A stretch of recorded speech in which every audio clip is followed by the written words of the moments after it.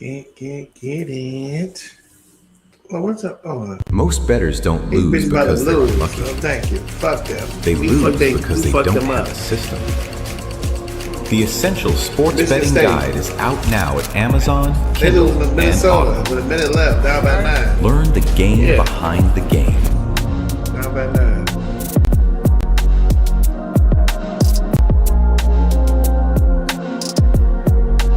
Most bettors don't lose because they're unlucky. They lose because they don't have a system. The Essential Sports Betting Guide is out now at Amazon, Kindle, and Audible. Learn the game behind the game. What up, though? Welcome to the Hood Report, the spot where culture meets competition and where two motherfuckers is going to turn this bitch out tonight. With me tonight, just me and my bro. We're going to talk some sports, kick a little knowledge, but we're talking predominantly the Super Bowl. A couple days away from Super Bowl, we got to keep it to football. But to start things off, we're going to talk a little bit about basketball real quick. We got our homie, Jamar, like fam. His fam actually is balling out, and he's playing at Saginaw Valley State. When I dropped his name on you, we're going to be talking about him over the course of the next several podcasts. We're going to drop to you his numbers. This boy, Xavier Thomas, is playing the 2 and 3. If you ain't seen the tape, go check him out on Instagram, Xavier Thomas.4. And on there, you're going to see a motherfucker in Detroit that's balling out. Averaging 18 points a game, 4.3 rebounds, and 2.2 assists. Check him out. He's a baller, up and coming sophomore, so he's only going to get better. So, hey, this boy is putting it on him. Check him out. We're going to have a little bit of video footage of him next week to show you guys. But he's certainly one to watch. And let me just mention, look, for y'all little recruiters, not the top recruiter, but maybe that second guy that's doing recruiting, it's going to be a hidden gem. This guy's a hidden gem. Hey, put your eyes on him. I'm telling you, this guy's growing, and this guy's gonna be he's gonna be doing big things. Get him right now. I'm telling you, let's do it. Hey, rains like a motherfucker. So, hey, once again, the name we're gonna drop on you, Xavier Thomas. Hey, look, and we Mike Martin, we're gonna see if we can't get him and Jay on the podcast maybe next week to let him tell you about himself. Right? We're gonna see if we can't make that happen. So, Xavier Thomas, we dropping that name on you today. Saginaw Valley State University just outside the D. What up, though? What up? Hey, that young boy making it happen. So with that, now we're gonna go into Super Bowl. Super Bowl Sunday coming up. It's a chance, as the title shows, it's a chance for one of these motherfuckers to be super. When it's all said and done, and when they've played the 60 minutes on the field, laid it all out, it's only gonna be one team that's left that's super. And hey, we're gonna talk about today. We're going to give you a little insight on who we think that's going to be and why. We're going to drop 30 minutes of hot shit, and then we out of here. So, Martin, with that, break down the game for me. Break down the New England side and what things you think they need to do to win. And then on the other side, flip it and look at Seattle, who right now is a 4.5-point favorite. Over-under actually is gone down. So it's at 43.5 last I saw. It might be at 42.5 now. So motherfuckers is betting the under because it was at 45 to start the week. So Mark, break down the Seattle side as well as the New England side. Let us know what you think. Okay. Let's start off with the New England side. The things they have to do, they're gonna have to do to win this game. First of all, Drake May, he's going to have to avoid the turnovers. He's going to avoid turnovers and avoid sacks because this is something that's been a problem in the playoffs for him and his team. And he's going up against another good defense. He's going to have to avoid turnovers and avoid sacks. 15 sacks in 3 games, that's not good. 5 turnovers in 3 games, that's not good. He's going to have to, being a young quarterback too, I mean, we've seen this before with young quarterbacks in the Super Bowl. He's going to have to avoid the turnovers and the sacks. Now, a couple of things that they're going to have to do to win the game, their defense is going to have to be top-notch and actually get some turnovers versus Darnold, which Darnold, he's done shown that he will turn the ball over at times. But the defense, Got to get pressure on him. Their defense has been very big in these playoffs, and their defense will have to continue to get the big stops and get those turnovers. The defense has been awesome. They have done a great job. They're gonna have to continue to do that for them to win this game. And I really think for them to win, it's going to be a low-scoring game with the defense controlling the game and them pulling out late. That's why I think New England has a chance. Now, I don't think it's Seattle. With Seattle, it's kind of similar to what I said with New England. It's kind of similar because to me, both defenses is going to control this game. And it's Seattle's defense. If they can get pressure with just rushing forward and just laying back in coverage, I think they will be very successful. And they've been doing it all year long. So that's the one thing that they're going to have to continue to do. Rush to forward, go back in coverage, and I'll get some turnovers off a young quarterback, which it shouldn't be that bad. It shouldn't be that hard. But the biggest thing for Seattle, if Sam Darnold plays a good, solid game, the way he played versus the Rams, it's going to be hard for Can he play another game without turning the ball over? That's the question. Now that's the question.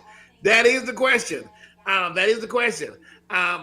not a big believer in Sam Darnold, but I will give him props. The way he played in the NFC Championship game, he was lights out, and I give him all the credit. And I'll be the first person to admit I was wrong because that boy stepped up. I'll be the second person to admit you were wrong.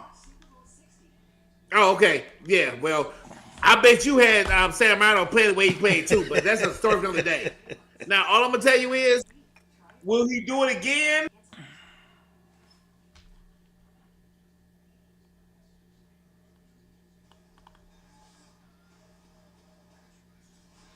Technical difficulties, just a moment, America. Martin will be right back on. He's got to jump back on. He got kicked out somehow. So we're right in the middle of talking about the Super Bowl. Martin was giving us insights on what he thinks New England and he thinks conversely Seattle has to do in order to be successful in the game. So more to come in a second. We're going to stop for a quick commercial break. We'll be right back to you.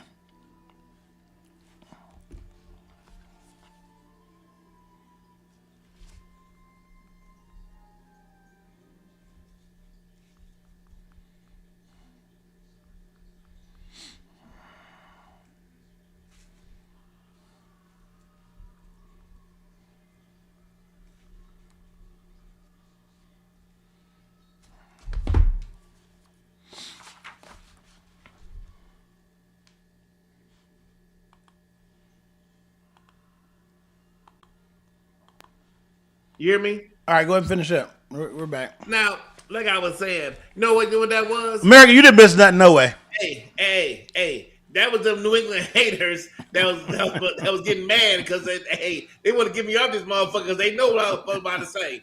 But no, Seattle their defense has to win this game. Their defense has to get turnovers off this young quarterback. And Sam Darnold is going to be very key. If Sam Darnold play the way he played in the NFC Championship game, it'd be a wrap. It'd be very hard. It'd be easy for him to win this game. Easy win if he plays like that.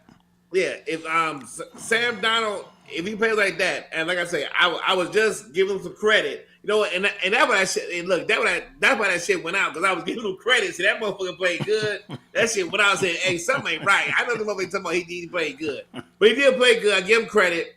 But he hasn't played good again. And this is the biggest game of his life. So bought out. Hey, so what I'm going to say real quick before I break down the game, before I decide to say we go back and say who we're going to pick, I would say when I look at the New England side of things, I think there's a couple of things New England has to do. New England has been very successful over the course of each one of the games of getting pressure on the quarterback, which then has led to turnovers. So if you go back and look at each one of the games, the thing that has won the games for them, the last several games, they had the one big turnover against Denver down in the red zone. In their own red zone, led to a touchdown. If you go and they whooped the Broncos' ass. Now you go back the week before that, C.J. Stroud was just giving the motherfucker away, but it was caused by pressure. Pressure led to the turnovers that he had. He had 5 total turnovers, 4 interceptions, and a fumble in the game. and it was caused by turnovers. And then you go back to the first week in the wild card weekend when they played, they turned the ball over with Justin Herbert too, and therefore were able to win. So pressure has been their key ingredient to actually winning the games because their defense has carried them throughout the playoffs. Their offense hasn't really been there. Throughout the season, they were a more offensive team because they had struggles with stopping the run because they had some guys out that were on the line. So I think they have to continue that trend. They got to get pressure. They got to force some down in turnovers. They got to get some short fields in order to win. And then I think the last thing that New England has to do is you got to take some shots because you're not going to methodically drive the ball down the field against that Seattle defense on a consistent basis. You got to get some big plays. So I expect New England, who does this anyway, I expect them to take multiple shots downfield and connect on a couple of them in order to keep the game really close and make it competitive. So this, by no means, this is going to be a competitive fucking Super Bowl. Now, on the flip side, when I look at Seattle, what I say about Seattle is this. Seattle has got to be, as Martin said, I agree with this piece, you got to be able to get pressure with 4. Because what that allows you to do is sit back in their 2-deep zone and keep everything in front of them and therefore force them to have to take the ball and do long drives. The other thing that Seattle's got to do is New England is smart. They're not going to come out and Josh McDaniels is not going to run the ball on first and second down. He's going to come out and throw passes and put Drake May on the move and roll out and get passes up on early downs to make it a short third down attempt, which then gives them all types of options against that Seattle defense. So I think that's what Seattle got to do. Seattle's got to keep them in third and long and make it a pass happy third down situation where they have to come back and drop back and pass the ball and then get pressure on May. Because what they have that works to their advantage against May that Denver didn't do is May likes to drop back and then he likes to survey and he likes to go up the middle and then take off and run. What Denver failed to do was they didn't keep contained on the inside. Well, Seattle, their rush comes from the middle and then they keep contained on the outside. So May's not going to be able to run this game. So he's going to have to either advance the ball by passing it or they're going to have to be able to run the ball. Seattle gives up 91 yards a game rushing. They ain't going to have a lot of success running the ball. Plus, New England's not built to be able to smash it in there. They're built to get a little bit of run and then play action and get you that way. So I think for Seattle, the key is going to be third and long, and then it's going to be to stop Drake May, which Denver couldn't do, stop him from running the ball because he had 70 yards rushing the ball against Denver. So that was the key difference that won't happen this time around because that Seattle defense is a much better tackling defense and they get pressure at the middle. So that's my keys on both sides. That's my keys on both sides to win. If you want to, if you want to start an argument, all you had to say is let's argue because that was the most goofy. Let's argue. Let's argue. Life. That was the most goofy shit I've heard in my life. You talking about the Denver defense, this and that. I'm not here to talk about Denver, but since you keep on bringing up them, I brought them up, motherfucker. I brought them up. Bring them up. Let's go. Let's go, nigga. Let's go. You said what Drake May did, versus Denver defense. He scored 3 fucking points versus Denver defense. The way they played. So 10. Let me. Can I talk? Yeah, but you gotta tell the truth. You scored 10 points. I sit back. I let you talk the whole fucking time. I ain't say a motherfucking word. You scored 10 points. Go ahead, bitch. Just listen. Go ahead, motherfucker. Let's go. Go ahead, go. He scored 10 points. Stidham gave him 7 points by putting the ball on the 5-yard line. On the 5-yard line. So, like I said, versus the defense, I ain't talking about just the team, but versus the defense, he scored 3 fucking points. Now, if Seattle is lucky to have that success, they will win this game easy. So the way Denver played that New England team, it was the best you could play him. He had 86. I'm gonna say this again. I don't know if you know about the stats when motherfuckers stole under 100 yards in a fucking NFC Championship game. What was their record? Weather aided, motherfucker. Weather aided. That was aided by weather. Okay, so it wasn't necessarily great defense. It was the weather. Well, actually, if you watch the game, because I watched the game because I didn't know about this shit. He had more yards passing in the second half with the snow than he did in the first half. Mm-hmm. He did. He had more passing yards in the second half in the snow than he did in the first half when it was clear and everything else. So my point to you is Seattle All she has got to do is just get some pressure on this boy, and this boy's gonna fold like a simple deck of cards. I'm telling you, I see it. And look, he has not played good. I'm just being honest. I don't know what if everybody been watching. Sound like a motherfucking hater to me. But anyway, go ahead. Well. You can say I sound like a hater, but you tell me these stats. In 3 games, 5 turnovers and 15 fucking sacks. Okay. Talk to me. Are those great numbers? No. Are those good numbers? Yeah, but they won. First time playoffs, and they played very conservative. That's what it is. Okay, wait. Now, I'm glad you said that. First time playoffs. Oh, wait. So, first time playoffs, he haven't played good. Now we're talking about first time fucking Super Bowl. Mm-hmm. Going up against a good defense. So, if your excuse is that, no, because it's the first time playoffs, now we're talking about first time Super Bowl. Yeah. Versus a good defense. This boy is going to fold like a motherfucker. I'm saying this boy going to fold. And, hey, I don't know if everybody see what I see, but this boy going to fold.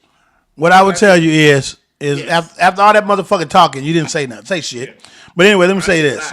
I will say this. Is fuck just getting stops. You get stops when they count. And that's what happened with Denver. Denver didn't get the stop when they counted. It was a defensive game of which when your defense need to get a stop down in the red zone, they need to get a stop. They did it all season long. But they couldn't do it in that when they gave up a touchdown. And then secondly, in that big drive when Drake May was getting all those rushing yards. Hey, look. Yes. Yeah. That was the decisive drive that won the game. It won the motherfucking game. They kicked the field goal. The final game was 10-7. Final score was 10-7. Hold up. When you needed a stop, you didn't get it. They drove down and scored. Before the weather set in, they drove down the fucking field and they scored the field goal, and that was it. It was checkmate. So let me get your football knowledge on this shit. What you're telling me is that because Denver's defense cost them the game because they didn't get a stop when they got the ball on a 5 fucking yard line. So you should so that was the defense fault. And then you say they had one other drive that scored 3 points. And that was the defense fault. Well, that's your announcement. Well, look. Well, are you fucking serious? Well, I'm gonna say this. What the fuck you was hey, look. Well, I'm gonna say this. When you lose 10-7, you got to put it on somebody. Yeah. Well, I got news for you. Where's Champagne put it? Where's Champagne? Whose fault did he say it was? Your analogy is goofy as fuck. Who did he say it was? No, it's about in big games. It's about getting big stops in the big moments. And in the 2 big moments, you couldn't get a stop. The 2 big moments on the turnover after the turnover, they couldn't get a stop. They couldn't hold the 3. On a 5 fucking yard line. You didn't expect your defense to get a stop. You didn't expect your defense to get a stop. You didn't expect them to get a stop. You didn't expect them to stop. You didn't expect them to get a stop. That is the goofiest shit I've heard in my life. You just conceded you give up 7 on that drive, huh? You're telling me. You conceded you give up 7 on that drive? Did you concede? When you were sitting there watching the game, did you just concede they were going to give up 7? Or did they give up 7? I didn't think it was 7. You thought they gave 3. And they gave up 7, right. And then on that big drive in the second half, which was the game clinching drive, they couldn't stop Drake May from running. Therefore, they lost the fucking game. 10-7. Well, read it a week. That was the final score, bitch. 10-7. They lost. 10-7. You're goofy. 10-7. But anyway, you're goofy. If you're telling me that they started on the 5 yard line and they scored a touchdown, and then they got 1 drive throughout the whole fucking game in the 3rd fucking quarter, and you saying, "Well, it was the defense. They didn't get no stops." You know how goofy. Hey, that's how. Look, this ain't the pony half an hour show. But when we talk about the Super Bowl, fuck the ponies. Talk about goofy shit then. Fuck the punk ass ponies. Fuck the punk ass ponies. So let's talk about this Super Bowl. Let's go back and get back to the Super Bowl. None of these are they in the Super Bowl? It's down to the Super Bowl. I don't give a fuck. I got 2 teams on my list are the Super Bowl playing. 2 of my teams are playing each other, so I don't lose. Anyway, let's move it on. Let's go back to it. So of the 2 quarterbacks, which one do you expect to play the cleaner game? That's a big factor in the game. Who's gonna play cleaner? I expect Donald to play a cleaner game. I expect Donald. I mean, we seen because the thing is, like you said, this young boy, he has not played good at all He hasn't in played the good. playoffs. And your first excuse is, well, this is his first playoffs. Well, motherfucker, it's his first Super Bowl. Right. So he played horrible. He played horrible in the fucking playoffs, right? He Yes. played horrible in the playoffs. Yes. Versus 3 good defenses. Well, I got some news for you. He's playing another good fucking defense, and it's a Super Bowl. He's gonna play horrible in this game. He's gonna play horrible in this game. Did they win all 3 of those games? Yeah, he did. And your boys are winning them games, right? But like I said, Okay. how has the quarterback played? I want to make it thought clear. you had the question about the quarterback. I want to make it clear. Make your motherfucking mind up. Now, what I'm saying is, yeah, he hasn't played good. He hasn't played. Yeah. He played horrible. No, he did. He's played horrible. I agree. Okay, and now he's going to the Super Bowl. I'm just saying. I was okay. So, boy, are we expecting him to just jump up and say, "Oh, you know what? I'm about to do this in the Super Bowl"? No, I don't believe that. I think they're going to coach him up. Bad again. They're going to coach him up. Gonna coach him up. Well, the thing is, he's playing another good defense too. I don't know if you know or not, but these boys, you're not gonna run a ball against them. You're not running the ball against Seattle. No, you're not. And they get pressure with 4 people. I'm just saying. Yeah. We'll see. Hell of a challenge. Hell of a challenge. I think New England has been successful in getting pressure all playoffs too. So don't get that wrong. And don't forget, Sam Darnold with pressure. The Rams never got pressure on him. Sam Darnold with pressure. He's not an error-free quarterback either. So he's gonna be susceptible to pressure as well. So that's where I think what happens is I think it's going to be a stalemate. I think both of them will turn the ball over. I think that's probably one of the good prop bets to make is interception by both of them. Both of them are going to turn the motherfucker over at least once, for sure. So I think both of them nullify each other, and then it's going to come down to which team stops the run as they should, and then who gets pressure. That's what it'll come down to.